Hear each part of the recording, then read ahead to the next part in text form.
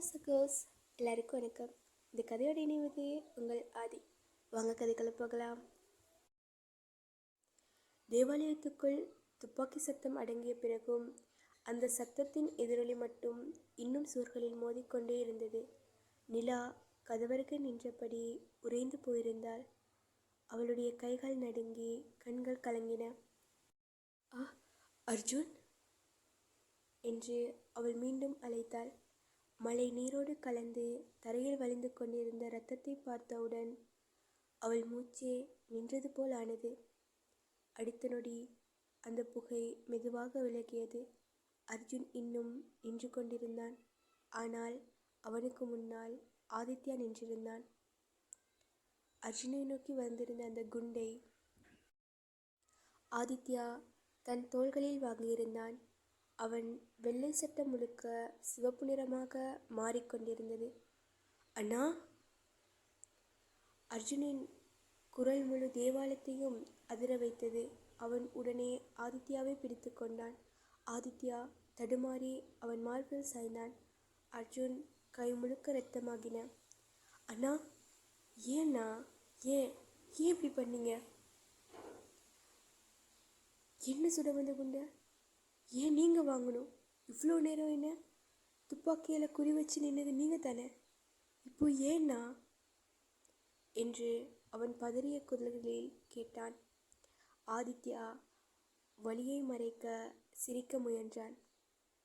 டேய் முட்டாள், நான் உன்னை சுடுவேன்னு உண்மையாகவே நம்பிட்டியா? நீ அவ்வளோ பெரிய ஆளா? வளர்ந்தாலும் எனக்கு நீ இன்னும் நான் சைக்கிளில் முன்னாடி உட்கார வச்சு சுற்றின அதே குட்டி தம்பி தாண்டா என்று மூச்சு வாங்கிக் கொண்டே சொன்னான். அர்ஜுனின் கண்களில் இருந்து கண்ணீர் விழ ஆரம்பித்தது. பேசாதானா? ரத்தம் நிறைய போகுது, ஹாஸ்பிட்டல் போகலாம், எழுந்துரு அண்ணா ப்ளீஸ். ஆதித்யா அர்ஜுனின் கைகளை இறுக்கமாக பிடித்திருந்தான். இல்லடா, நான் உங்ககிட்ட பேசணும். 10 வருஷமாக சொல்ல முடியாததை இன்னைக்கு நான் சொல்லணும். விக்ரம் பின்பக்கமாக நின்று அதையெல்லாம் பார்த்து கொண்டிருந்தான். அவன் முகத்தில் இருந்த கோபம் கொஞ்சம் கொஞ்சமாக அதிகரித்து கொண்டே போனது. ஆதித்யா, நீ என்ன பண்ணிட்டு இருக்க? 10 வருஷமா நான் கட்டின திட்டத்தை ஒரே நிமிஷத்தில் கெடுக்க போறியா என்று ஆத்திரத்தில் கத்தினான். ஆதித்யா மெதுவாக அவனை திரும்பி பார்த்தான். விக்ரம், நான் உன்கிட்ட தோற்றது 10 வருஷத்துக்கு முன்னாடி. ஆனால் இன்னைக்கு என் தம்பிக்கிட்ட நான் தோக்க விரும்பலை. அவன் கண்ணில் நான் துரோகியா சாக விரும்பலை என்றான் ஆதித்யா. விக்ரம் துப்பாக்கியை மீண்டும் உயர்த்தினான். அப்படியா? அப்போது 2 பேரும் சேர்ந்து சாவுங்க. அவன் ட்ரிகரை அழுத்த போன அதே நேரம் டாம் என்று இன்னொரு துப்பாக்கி சத்தம் கேட்டது. இந்த முறை விக்ரமின் கையில் இருந்த துப்பாக்கி கீழே விழுந்தது. அவன் மணிக்கட்டு குண்டு பாய்ந்திருந்தது. அனைவரும் திரும்பி பார்த்தார்கள். தேவாலய வாசலில் ரகு மற்றும் அவனோடு சேர்த்து அர்ஜுனின் ஆட்களும் நின்று கொண்டிருந்தார்கள். ரகு மெதுவாக உள்ளே வந்தான். அண்ணா, நீங்கள் தனியாக போகணும்னு சொன்னீங்க. நாங்கள் கேட்ட மாதிரி நடித்தோம். ஆனால் அவங்கள தனியாக விடுவோன்னு மட்டும் நினைக்காதீங்க என்று சொல்லிக்கொண்டே விக்ரமை நோக்கி நடந்தான். விக்ரம் சுற்றி பார்த்தான். அவன் ஆட்கள் எல்லோரும் ஏற்கனவே பிடிக்கப்பட்டிருந்தார்கள். முதல் முறையாக அவன் முகத்தில் பயம் தெரிந்தது. நிலா அதற்குள் ஓடி வந்து அர்ஜுனின் அருகில் மண்டியிட்டாள். ஆதித்யாவின் காயத்தை பார்த்தவுடன் அவள் பதறினாள். ரத்தம் நிற்கவே இல்லை. ஏதாவது பண்ணுங்க, தயவு செஞ்சு யாராவது ஆம்புலன்ஸுக்கு கால் பண்ணுங்க என்று அழுது கொண்டே சொன்னாள். ஆதித்யா முதல் முறையாக நிலாவை பார்த்தான். சிறிது நேரம் அவளை அமைதியாக பார்த்து கொண்டிருந்தான். பிறகு மெதுவாக சிரித்தான். நீதான் நிலாவா? நிலா கண்ணீரோடு தலையசைத்தாள். ஆமாம். உன்னை பற்றி இவன் ஃபோனில் பேசும்போதெல்லாம் நான் கேட்டிருக்கேன். என் தம்பி வாழ்க்கையில் முதல் தடவையாக ஒருத்தரை பற்றி சிரிச்சுக்கிட்டே பேசினான். அப்போ புரிஞ்சுது அவன் வாழ்க்கையில் ஒளி வந்துருச்சுன்னு. என்று ஆதித்யா நிலாவிடம் பேசிக்கொண்டிருக்க அர்ஜுன் கண்களை மூடிக்கொண்டான். அண்ணா, தயவு செஞ்சு பேசாதீங்க. டேய், இன்னும் நான் சாகலடா என்று வழியிலும் சிரித்தான் ஆதித்யா. அந்த சிரிப்பை பார்த்ததும் அர்ஜுனுக்கு 10 வருடங்களுக்கு முன்பு இருந்த அதே அண்ணன் திரும்பி கிடைத்த உணர்வு வந்தது. விக்ரமை ரகுவின் ஆட்கள் பிடித்து கொண்டார்கள். போலீஸ் சைலன்ஸ் சத்தம் தொலைவில் கேட்க ஆரம்பித்தது.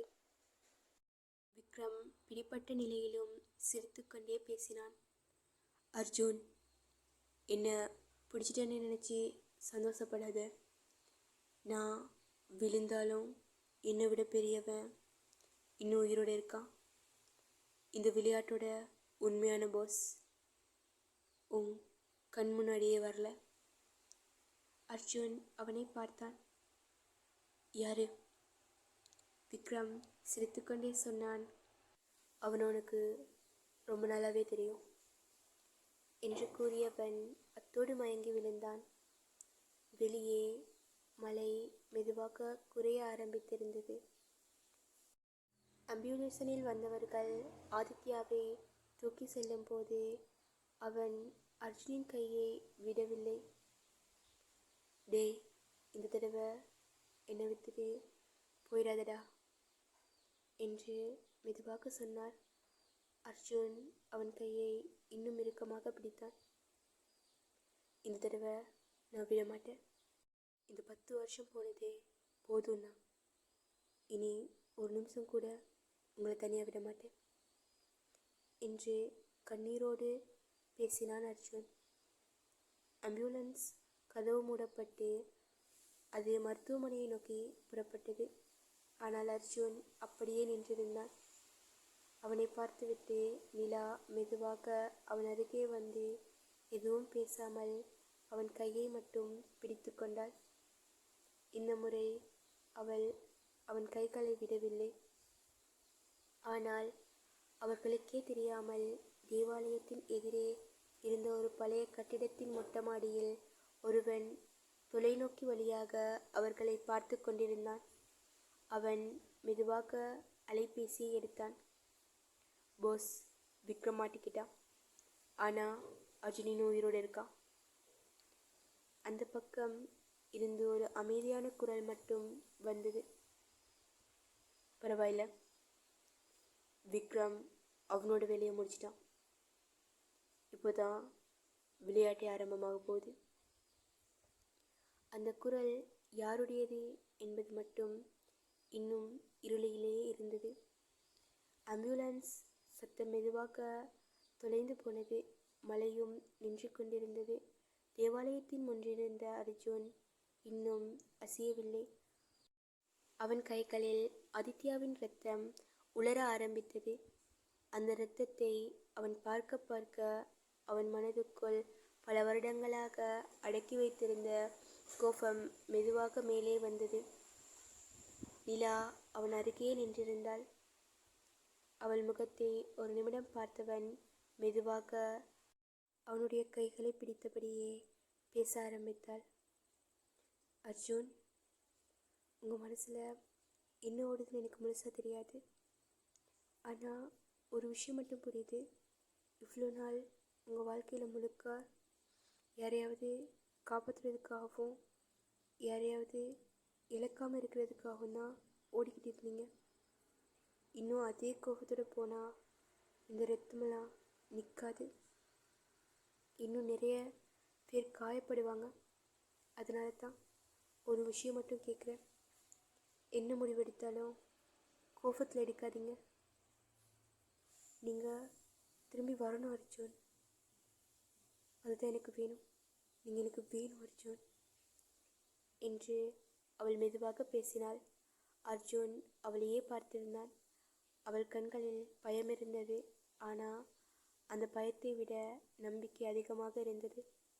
அவன் மெதுவாக அவள் கையை அழுத்தி பிடித்தான். சிரித்தான். நிலா, நான் இந்த உலகத்துக்குள்ளே வந்தது என் விருப்பத்தினால இல்லை. ஆனால் வெளியே போகிறது என்னோட முடிவாக தான் இருக்கும். இன்றைக்கி இந்த கதையை முடிக்க வைக்கிறேன். இனிமே யாரும் என் வாழ்க்கையில் என்னை தேடி வரக்கூடாது. அதுக்காக நான் ஒரு கடைசி தடவை மட்டும் இந்த இருளுக்குள்ளே போகணும் என்றான் அர்ஜுன். நிலா எதுவும் பேசவில்லை.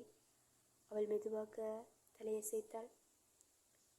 அடுத்த நாள் மருத்துவமனையில் ஆதித்யாவுக்கு அறுவை சிகிச்சை முடிந்திருந்தது.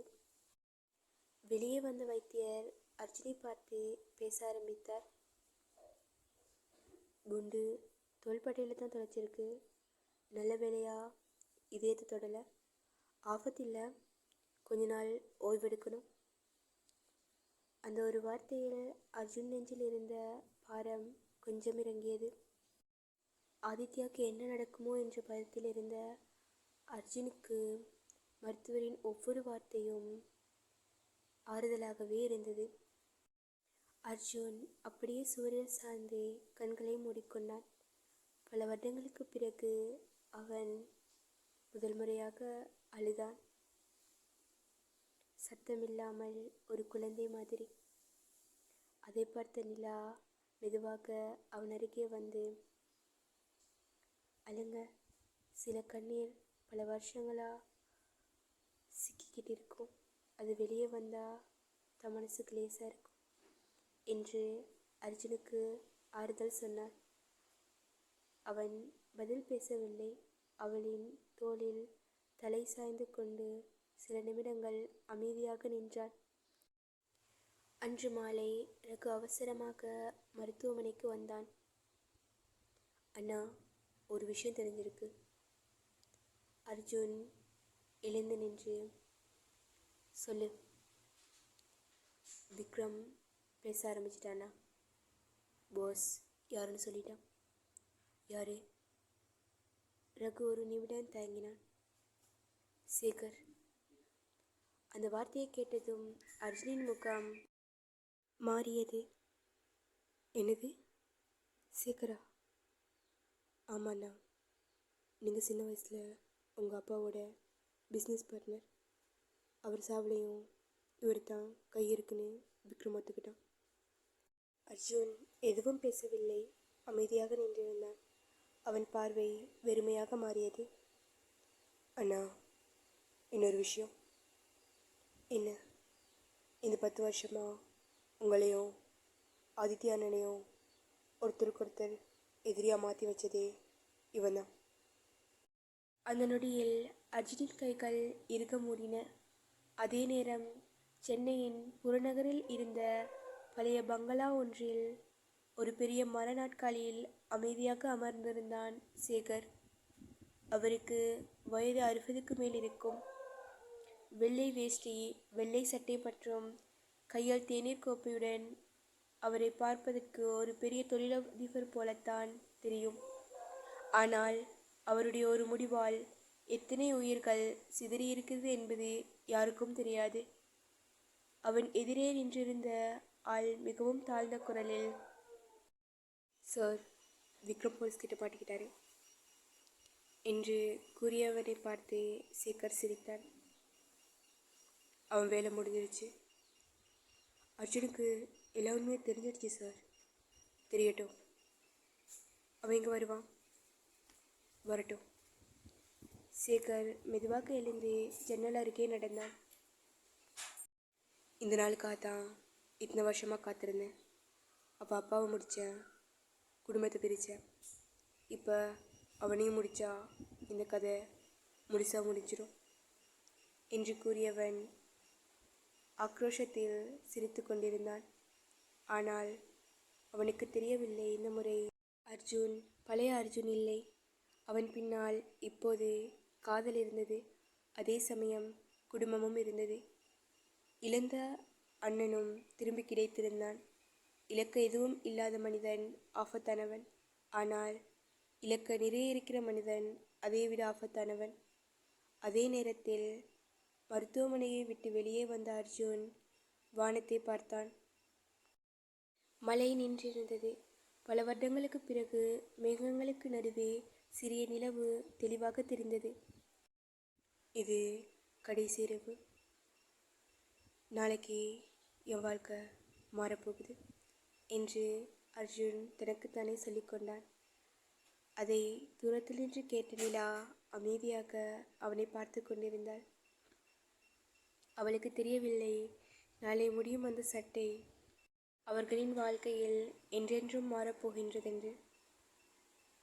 அடுத்த நாள் சென்னை நகரம் மெதுவாக விடிந்து கொண்டிருந்தது. பல நாட்களாக மழையில் நனைந்திருந்த வானம் அந்த காலை மட்டும் சற்று தெளிவாக இருந்தது. சூரிய ஒளி மேகங்களுக்கு நடுவே மெதுவாக எட்டி பார்த்தது. ஆனால் அர்ஜுனின் வாழ்க்கையில் இன்னும் இரவு முடியவில்லை. மருத்துவமனையின் வாழிடத்தில் நின்றிருந்தவன் கண்ணாடி வழியாக ஆதித்யா தூங்கிக் கொண்டிருந்ததை சில நிமிடங்கள் அமைதியாக பார்த்தான். பிறகு மெதுவாக உள்ளே சென்றான். ஆதித்யா கண்களை திறந்து தம்பியை பார்த்ததும் சிரிக்க முயன்றான்.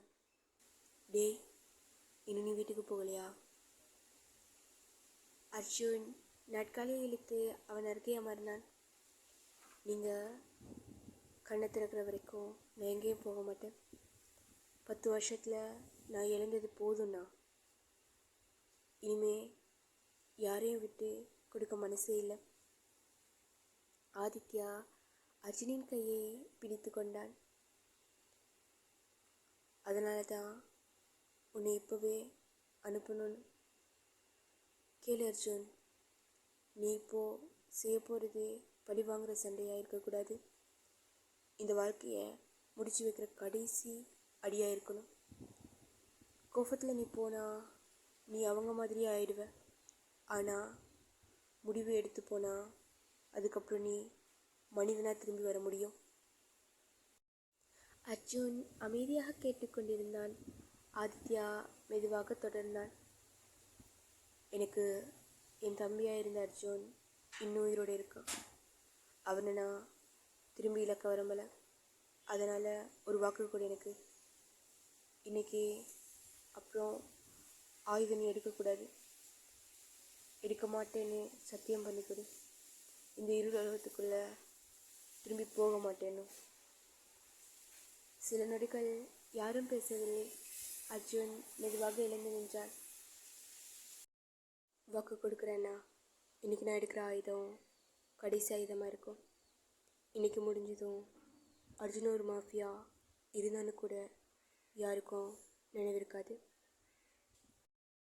என்று கூற ஆதித்யாவின் கண்களில் கண்ணீர் நிரம்பி வழிந்தது.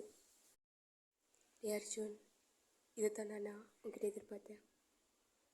அர்ஜுன் அண்ணனிடம் பேசி முடித்துவிட்டு வெளியே வந்தான். வெளியே வரும் அர்ஜுனுக்காக நிலா காத்திருந்தார். அவனை பார்த்ததும் மெதுவாக நடந்து அவன் அருகே சென்றார். எதுவும் பேசாமல் அவன் முன் நின்றாள். சில நொடிகள் அவன் முகத்தையே பார்த்து கொண்டிருந்தாள். பிறகு மெதுவாக அவன் சட்டை காலரை சரி செய்தாள். அர்ஜுன், ஒவ்வொரு தடவையும் உங்களை இப்படி வழி அனுப்புகிறப்போ என் மனசு ரொம்ப பயப்படுது. ஆனால் அதை உங்ககிட்ட காட்ட முடியலை. ஏன்னா நீங்கள் திரும்பி வருவீங்கன்னு நான் முழுசாக நம்புகிறேன். அந்த நம்பிக்கை தான் என்னை நிம்மதியாக நிற்க வைக்குது. அதனால் ஒரு விஷயம் மட்டும் ஞாபகம் வச்சுக்கோங்க. கோபத்துக்காக சண்டை போடாதீங்க. நம்மளோட எதிர்காலத்துக்காக சண்டை போடுங்க. நம்ம வாழ்க்கைக்காக சண்டை போடுங்க. நீங்கள் திரும்பி வந்த பிறகு இந்த உலகத்தில் யாரும் உங்களை பார்த்து பயப்படக்கூடாது. உங்களை பார்க்குறவங்க மதிக்கணும். உங்களை அவளுடைய நெற்றியில் நீண்ட அந்த வாழ்க்கை எனக்கு வேணுத்தத்தை அழகாக அவள் மிகவும் தாழ்ந்த குரலில் மென்மையாக கூறினாள். அர்ஜுன் அவளையே பார்த்து கொண்டிருந்தான்.